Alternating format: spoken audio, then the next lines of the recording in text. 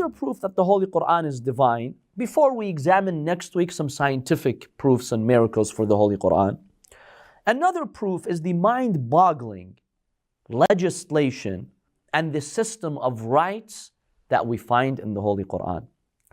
Remember, at the time, the Arabs did not have legal courts. They did not have an elaborate legal system. The Arabs literally lived in a jungle. If you're powerful, your tribe is powerful, you get your way. Forget a court holding you responsible. You have to give people their rights. No. You were strong, you could steal something from someone, you could kill someone, you could go invade a village and raid the village and loot it. Do it. This was pre-Islamic Arabia. That's how they were, that's how they functioned. So there was no elaborate system of rights. They had no legal system. So imagine now someone from a society like that emerges with the most elaborate legal system, divine legal system humanity has ever witnessed. Isn't that in itself a miracle? Where did he get that from? How did he produce that system if it was not from God? Let's briefly examine some quick points about the legal system of the Holy Quran, or the elaborate system of rights that it provides. First of all, you see that the Quran is truly miraculous and amazing in its adaptability. What do we mean by that? By the way, before we examine that, in the New Testament, in the Bible, in the New Testament, really there is no legal system. There is no concrete, well-defined legal system. The New Testament is a collection of stories and incidents that happened in Palestine, and also moral commandments. Yes, a lot of them are nice, beautiful teachings from Prophet Isa alayhi salam. But really, you don't see a system of rights, an elaborate, detailed social, economic, political system or teachings. We don't see that in the New Testament. Now, when you come to the Quran, you find that elaborate system. Now, what's amazing about the system of the Holy Quran is its adaptability and flexibility over time. The Prophet brings forth a book 14 centuries ago. Even though the laws of this book are so complex, so detailed, so comprehensive and elaborate, these teachings spread to the entire world, regardless of any culture, race, background, society. You see that people historically were able to implement the teachings of the Quran. How could a human come up with something like that? In 7th century Arabia, in which people lived in a jungle, how did he produce a system of rights that people found practical and they managed to implement it in their societies? That's impossible for a human being to produce something like that. See, even when you start on a small project, whether it's a school, some social project, whatever it is, you have an idea, you start the implementation of it. Then you realize, okay, no, this is not working. Let me delete this. Let me adjust this. Let me revise this. And the Quran for 14 centuries is the same Quran. No additions, no amendments, no revisions. In every culture, in every society, in every race, it's possible for it to be practiced. It's possible for it to be implemented.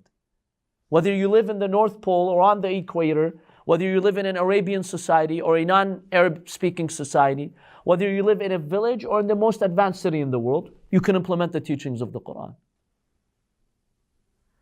For those of us who live in the West, it's 2018, with all the scientific breakthroughs that we've seen, with all the technological revolutions we're experiencing, do you feel the concepts of the Quran, the legal practices of the Quran, are impractical, they're impossible to implement? No. Yes, there are challenges. When people, of course, fight you with Islamophobia, there will be challenges if you want to implement the teachings of the Quran. But look at your life today, the age of the internet, the age of gadgets and computers and airplanes. Do you find the Holy Quran not applicable? I can't implement it anymore? It's a desert book? No. How did the Prophet produce something like that? It's so adaptable. such that in any era in history, in any society, it's possible for you to implement it. That in itself is an indication, this is by Allah subhanahu wa ta'ala. How could the Prophet bring something that today a fifth of the world's population can implement? There's nothing impossible about it. It's a pragmatic religion that you really can implement, even with its practices. It has a lot of rituals. You have praying, you have fasting, you have the Hajj, but it's possible. Really, people find it very smooth to implement these teachings. It's not something that will stop your progress in life. It's something that you could easily implement. So the universality of the Holy Quran is just mind-boggling. It's just amazing. Another point to discuss here is the impeccable balance that the Holy Quran maintains between the body, mind, and spirit. The Holy Quran treats the human being not as a physical body and not just as a spiritual being. The Quran gives you that beautiful balance. When it comes to your physical needs, the Holy Quran recognizes that you have needs. The Holy Quran teaches you how to properly address those needs in a legitimate way, in a proper way. Your bodily needs, the Holy Quran directs you on how to be responsible, how to control your bodily needs. It's not like those religions that tell you, you know what? No pleasure, no bodily pleasure, nothing. Go and isolate yourself, be a monk all your life. No, the Quran is not like that. The Quran recognizes that you have physical pleasures, and that's halal if certain conditions are met. It's a practical religion. At the same time, the Holy Quran gives you spirituality. How to combine spirituality with your everyday life. To be functional in society, not to isolate yourself, yet at the same time, have that daily connection to Allah subhanahu wa ta'ala. That's why in Islam, we don't have the, culture of rahib, of those monks who would isolate themselves. Islam came and changed that. No, Allah does not want you to be a monk going in a cave, worshipping all day. And at the same time, Islam is not one of those materialistic religions. Only this life, only work here, nothing else. It gave you that beautiful balance. How did the Prophet come up with this balance, really? Someone who lived in Arabia, the most backwards of societies. How did he find this impeccable balance such that it's worked throughout history? In every era, it has worked. That's the miraculous nature of the Holy Quran. Another point to mention here about the elaborate system of the Holy Quran, look at the amazing complexity and detail to Islamic laws in the Holy Quran. So for example, the Holy Quran talks about the laws of inheritance. It gives you exact equations, and the equations are so concise, you need a mathematician really to sometimes be able to figure it out. Or at least someone who knows math. Sometimes the average person, they can't calculate it. It's simple, but when you want to do the fractions, it's very complicated. And the Quran, using just basic Arabic speech. It's not using the language of mathematicians. It's using very clear Arabic language. It gives you all those equations. We see that amazing complexity. When you look at the economic system of the Holy Quran, the economic guidelines that it presents, the Bible lacks these economic principles and guidelines.